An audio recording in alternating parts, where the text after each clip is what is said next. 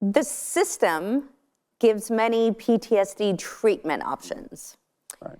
And they make them available to veterans.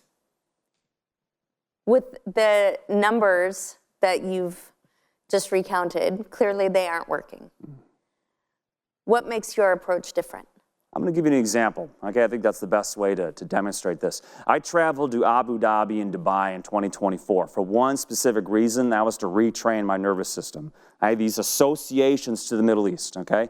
And I was going to go back as close as I could and retrain myself, right? So I was on a bus from between the two cities, and I looked out the bus window and I saw a building on the side of the highway.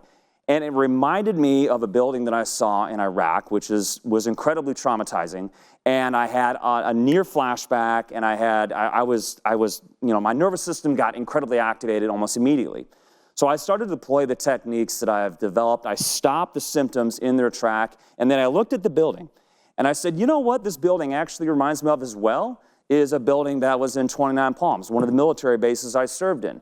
And the longer I looked at it, I was like, you know what? There's actually more similarities to that than when I was in Iraq. And in 29 Palms, I have a great fondness for that place for some reason, right? If you've been there, you know what I mean, right? And so I have this great fondness for it. And so when I made this new connection, this new association, instead of feeling like a near flashback, I started to feel happy. I started to feel a fondness for this, right? And so that's just a brief example of when you exchange this connection for one of empowerment, now you can feel joy from what you previously were being traumatized from, right? Traditional therapy is going to deal with symptoms and symptoms alone, right?